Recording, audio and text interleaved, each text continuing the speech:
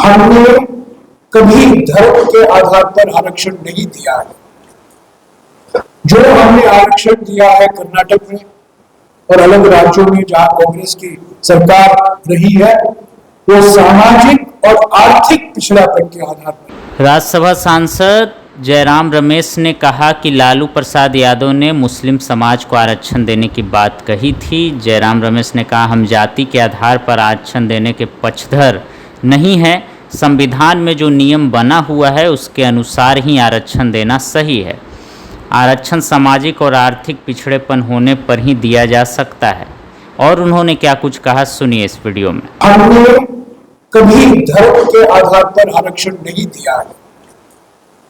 जो हमने आरक्षण दिया है कर्नाटक में और अलग राज्यों में जहां कांग्रेस की सरकार रही है, वो सामाजिक और आर्थिक पिछड़ापन के आधार पर दिया।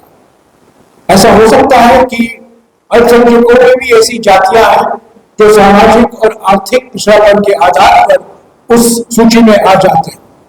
खुद प्रधानमंत्री ने एक टेलीविजन इंटरव्यू में श्रेय लेने की कोशिश की है कि अल्पसंख्यकों की जातियों को मैंने आरक्षण दिलवाया था।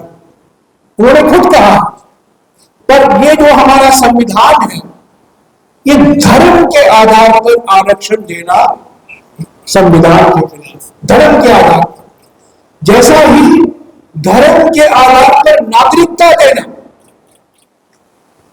इन्होंने धर्म के आधार पर नागरिकता दिया है।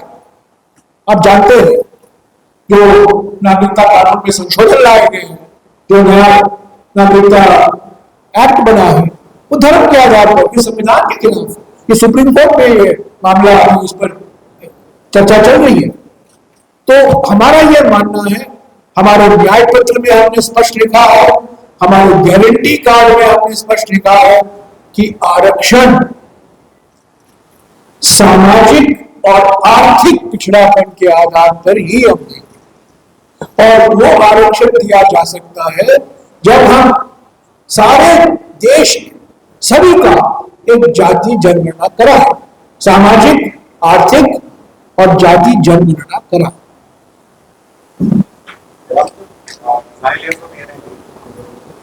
आपने चाइना की बात करी, मगर आजकल बीजेपी के लीडर्स बोल रहे हैं कि थर्ड टर्म मिल जाए, पीओ के 6 महीने में इंडिया का पार करता है।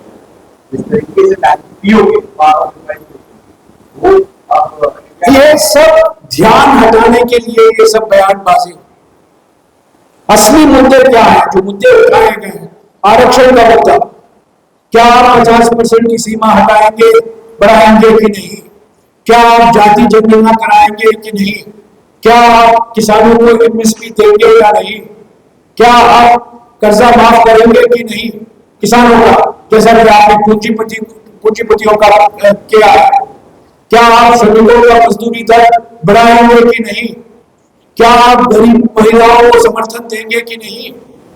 क्या आप बेरोजगारी के खिलाफ कोई कदम उठाएंगे कि नहीं? यही तो असली सवाल है, यही तो चुनावी मुद्दे हैं। इस पर कोई कुछ नहीं कह रहा। अलग अलग मुद्दों को लेकर हेडलाइन के पीछे भागे हुए हैं ताकि बहस और कोई दिशा में। पर 4 साल हो गए, 3.5 साल हो गए, प्रधानमंत्री ने तो किसान संगठनों को कहा था कि हम एमएसपी आपको देंगे, आप अपना आंदोलन वापस लो, मैं हमारे 3 काले कानून को वापस ले रहा हूं। पर आज तक एमएसपी के बारे में कुछ जिक्र नहीं हुआ है और प्रधानमंत्री यहां वहां की बात करते हैं, सांप्रदायिकता को और ऑक्सीजन देने में लगे हुए हैं। पर किसानों की जो पीड़ा है, किसानों की जो डिमांड है, जो मांग है एमएसपी के बारे में और कर्जा माफी के बारे में, वो बिल्कुल चुप है। और 5वां और अंतिम सवाल प्रधानमंत्री से मैं करना चाहता हूं कि 19 जून 2020 को आपने एक सर्वदलीय बैठक में चीन को एक क्लीन चिट दे दिया। आपने कहा न कोई आया है, ना कोई हमारी जमीन पर बैठा हुआ है। तो पिछले 4 साल से क्या हो रहा है? गलवान में इतने जवान शहीद हुए हैं, उन पर उनका यह अपमान है। अगर प्रधानमंत्री सार्वजनिक तौर से चीन को क्लीन चिट देते हैं और कहते हैं कि कोई आक्रमण नहीं हुआ है, कोई चीनी सेना सीमा पार करकर हमारी जमीन पर नहीं बैठी हुई है, वो शहादत को उनको याद करना चाहिए। तो साथियों, ये बिल्कुल निश्चित है कि ये निवर्तमान प्रधानमंत्री है, ये आउटगोइंग प्रधानमंत्री है, बार बार नए नए झूठ बोलते हैं, रोज झूठ की मारामारी फैलाते हैं, कुछ ना कुछ मुद्दा लेकर कांग्रेस पार्टी को बदनाम करने में लगे हुए हैं। ऐसे मुद्दे उठा रहे हैं जो हमारे न्याय पत्र में उसका जिक्र ही नहीं किया गया है, और कहां कहां की बातें लाकर ये मन में, लोगों के मन में ये एक डर और शंका पैदा करना चाहते हैं कि अगर कांग्रेस और गठबंधन की पार्टियां शासन में आएंगे तो हमारे समाज में, समाज के हर वर्ग में एक भय पैदा हो जाएगा और आप लोग सुरक्षित असुरक्षित रह जाएंगे। सच्चाई इसका बिल्कुल विपरीत है, हकीकत बिल्कुल विपरीत है। और मैं कहना चाहता हूं कि 2004 में जो चुनाव के नतीजे निकले, 20 साल बाद वही नतीजे आपको 2024 में देखेंगे।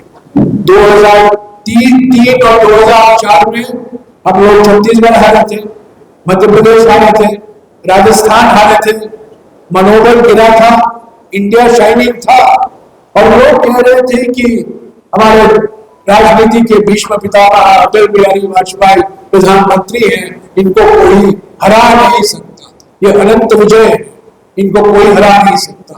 पर 2004 को जनादेश बहुमत किसको मिला? कांग्रेस पार्टी और यूपीए के गठबंधन दलों को। तो 20 साल बाद इंडिया गठबंधन के पार्टियों को ऐसा ही स्पष्ट और निर्णायक जनादेश मिलने वाला है, क्योंकि देश के किसान, देश के श्रमिक, देश के दलित, आदिवासी और वंचित वर्ग, देश के युवा और देश की महिलाओं ने अपना मन बना लिया है कि 10 साल अन्याय काल से हमें मुक्ति पानी है, और मुक्ति पाने का रास्ता कांग्रेस पार्टी और इंडिया गठबंधन के पार्टियों को जनादेश देना वही एक रास्ता। शुक्रिया। अगर आपको कुछ सवाल है।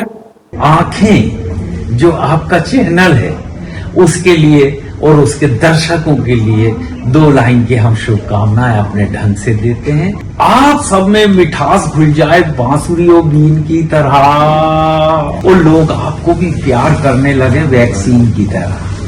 हंसते रहें, मुस्कुराते रहें और देखते रहें आंखें न्यूज 24। अगर आपने अभी तक हमारे चैनल को सब्सक्राइब नहीं किया है तो हमारे चैनल को जल्द से जल्द सब्सक्राइब करें, लाइक करें, शेयर करें।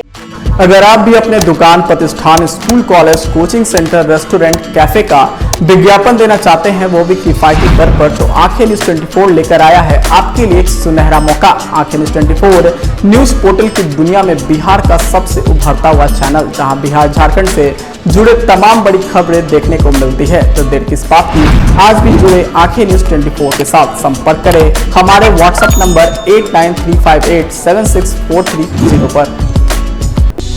क्या आप पत्रकारिता के क्षेत्र में अपना कैरियर बनाना चाहते हैं?